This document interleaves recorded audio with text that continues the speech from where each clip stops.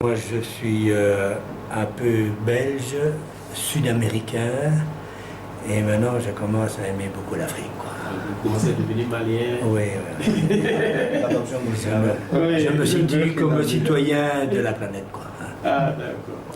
Donc voilà, Jacques vient d'expliquer un petit peu ce que nous faisons au Mali. On essaye de planter des arbres dans les écoles. Je pense que c'est un moyen efficace pour lutter contre la désertification, c'est travailler avec les enfants, plutôt que travailler avec les adultes, parce que les adultes, l'information rentre par ici, elle sort par là.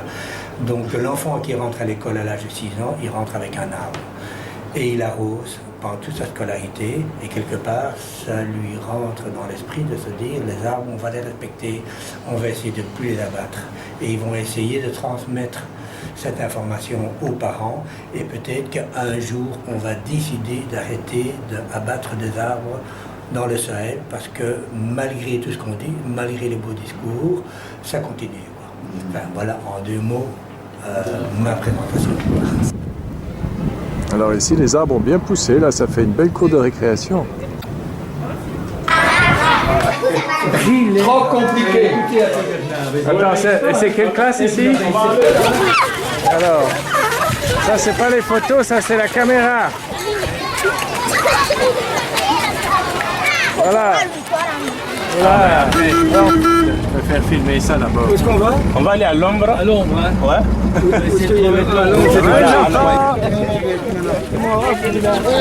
Voilà, quel groupe, hein?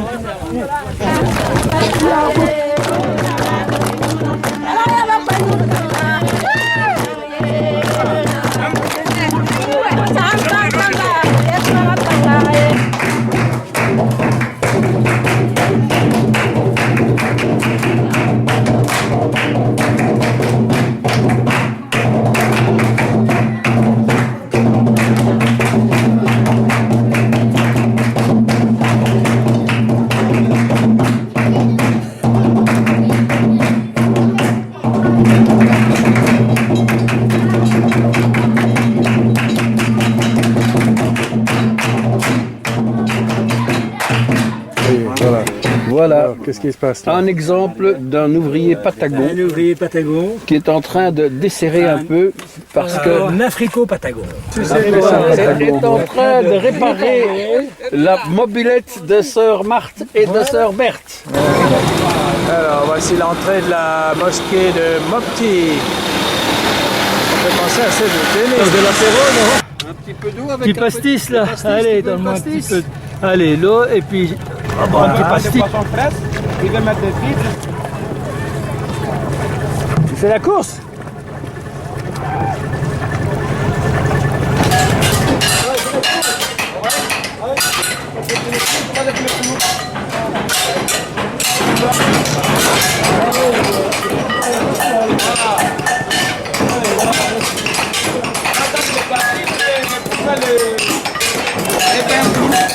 Quand il fait le clou, toujours il laisse cette partie, une fois qu'on fonce dans les bois, et là ça permet de fermer le clou. Et comme ça l'eau ne passe pas. Ouais, c'est bien. Ouais, c'est avec ça qu'on fait les frites. Voilà.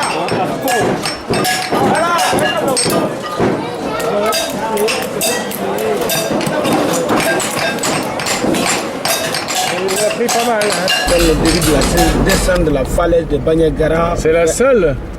Tu as dit la seule? Là, il y a 3 descentes comme Il y ça. a 3 descentes comme ça, Oui. oui. Et là, ça c'est le seul descente dans le sud du pays d'Ogon. Oui, Et on va vers la direction du village de Kaningonjon, le premier village d'Ogon. c'est ça. Le plus ancien. Et le plus ancien. Alors, Dans le ça rentre à 11. comme ça. Il y a les femelles aussi, mais pour le mâle, c'est plus gros.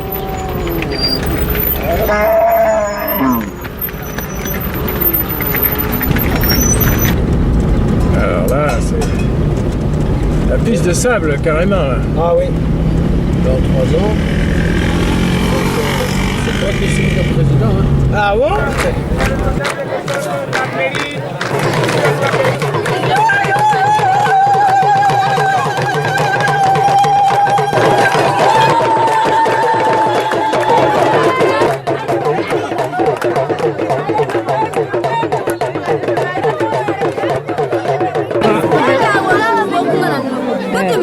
au nom, voilà, qui est au nom du camp, vraiment au nom des femmes de la commune de Cani-Bonzon, plus particulièrement du village de Cani-Bonzon. Elle vous souhaite la bienvenue. Donc, elle se confie à vous. Donc, ils ont plus d'élèves, ils sont à 2, oui. Mais est-ce que vraiment, donc, ils sont à 2 avec un arbre bien précis? Ah, mais oui, hein. Si c'est mort, c'est... Voilà. Bonjour. Il y a du lait là. Oui, il y a du lait. Ça, c'est une peau là. Ah, c'est une peau. Oh, niveau de Voilà. Oh là là, mais c'est des toutes petites ça. Voilà, mais tu as vu ces toutes petites là. Oh là. C'est lourd ça, non? Donc, pour vous dire qu'elle a quand même le vice-président du comité de gestion. Bonjour, de la part de la Belgique, bonjour. Et de la part de Enfants du Monde, bonjour. Bravo.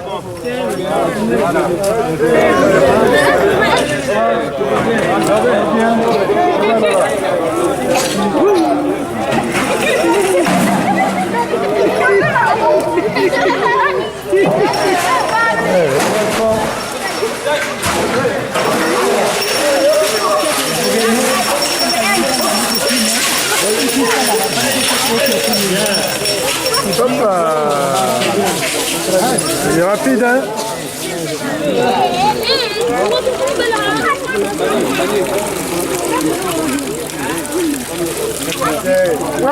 Je souhaite la bienvenue d'abord. Voilà, belle vous. Il souhaite aussi la bienvenue. Donc il disait que vraiment. Donc il dit qu'il voulait aussi. Donc ils avaient des problèmes. Il dit que vous avez résolu à leur problème.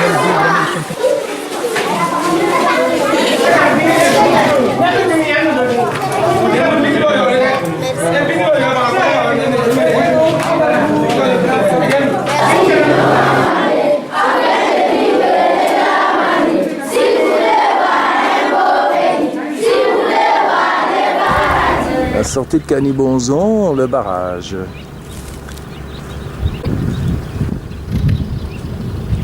Voilà. Alors voilà, toute première école dans ce village. Il n'y a pas d'école jusqu'à présent. Bonjour.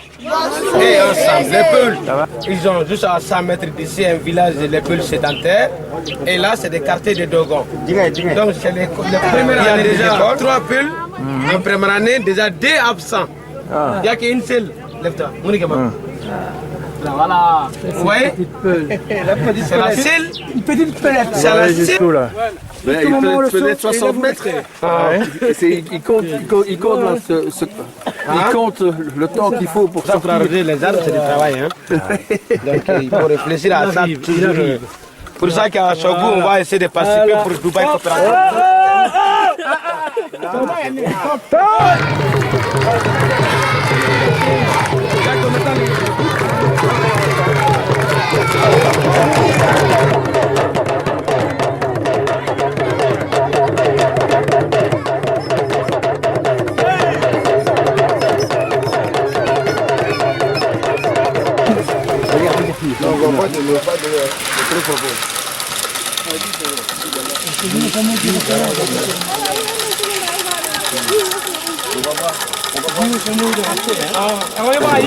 Je m'appelle Soumala Yoda Guindo, je suis le premier ministre.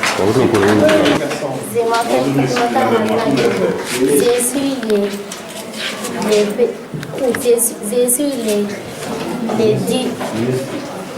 suis ministre l'éducation.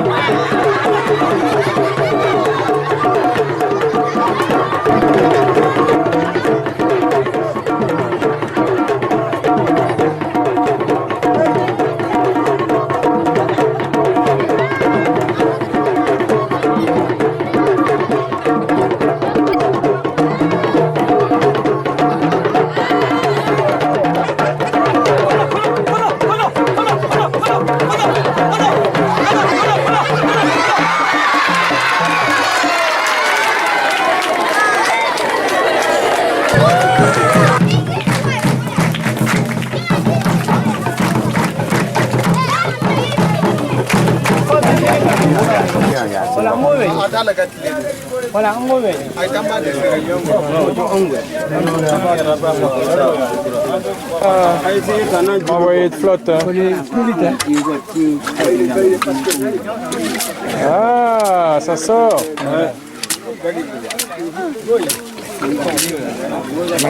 C'est de l'eau.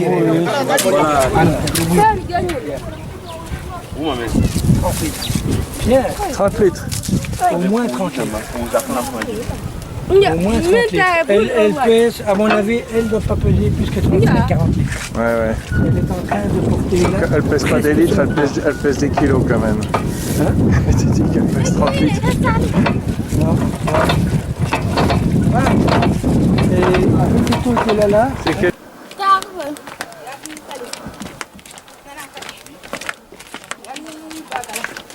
Oh, si, non, ah, ben, oh, si.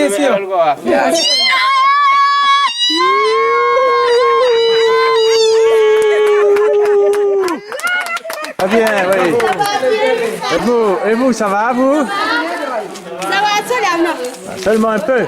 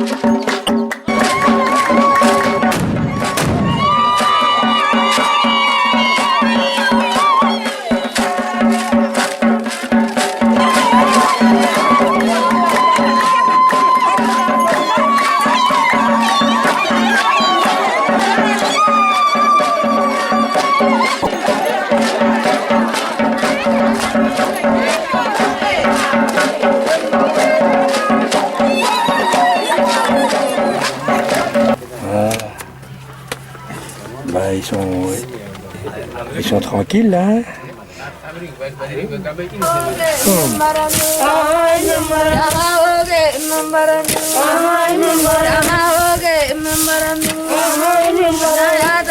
Ici, nous sommes au puits qui a été construit par l'association Puits en Pays de Rhône. Ouais. Et pour l'instant, ce puits n'est pas utilisé. Ah bon, pourquoi? On attend parce que les autres puits débitent. Ouais. Alors, on attend que les autres puits arrivent à la fin pour commencer à utiliser celui-ci. Il descend à combien? Hein? Il descend à 36 combien? mètres. 36. Ce puits, il est dans une nappe, je dirais une poche d'eau renouvelable qui est tout à fait finie. Tu vois. Donc on ne peut pas l'utiliser pour tout. On l'utilise essentiellement que pour les effets personnels et la cuisine.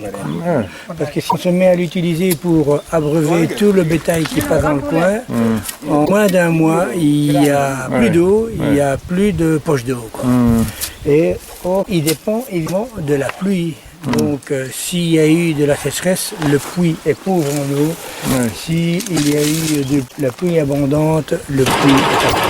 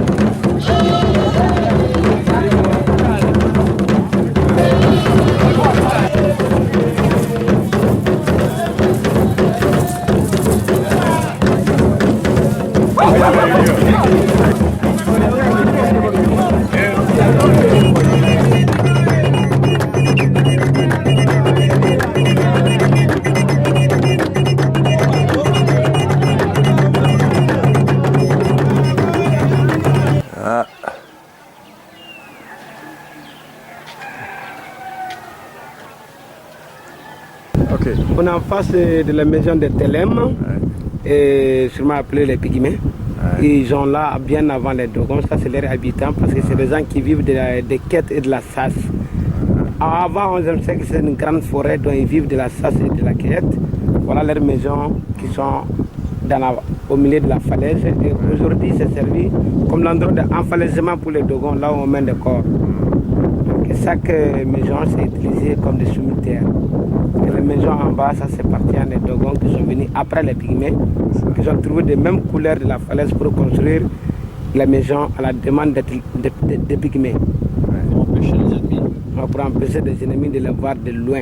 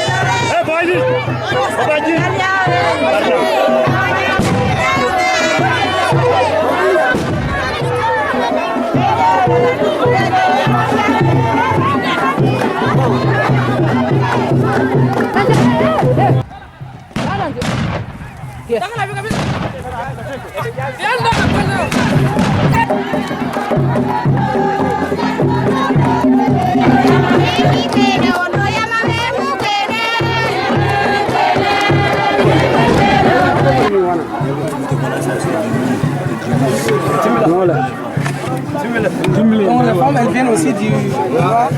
Ça c'est du miel traditionnel là. Dans les riches traditionnels, ouais. C'est du miel Dogon.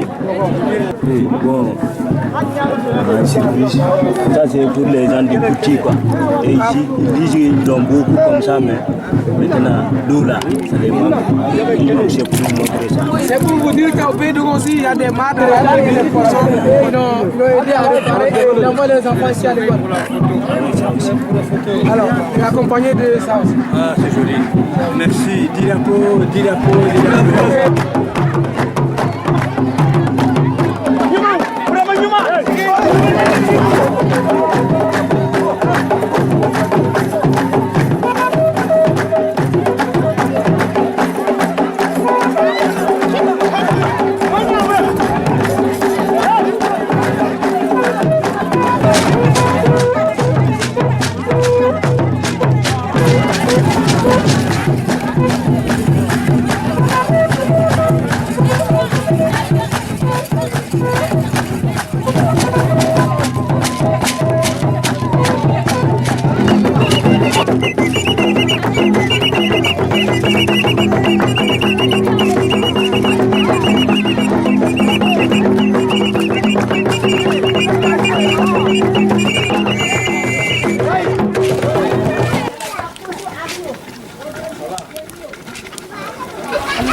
Oh, c'est ma. Essaye. Ah, c'est. Ah,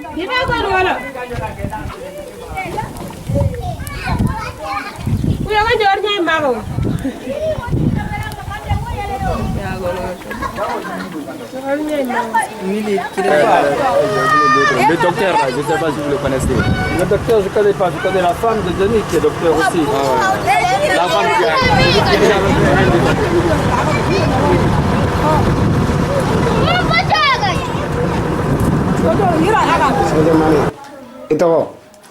Safiatou Sanogo. Tu fais quelle classe? Classe 5e année. 5e année. Et toi? Sogona Togola. Quoi? Sogona Togola. Sogona Togola. Et tu fais quelle année? 5e année. 5e année. Ça te plaît? Ça va? Ça va toi aussi? Oui. Allez, c'est bien.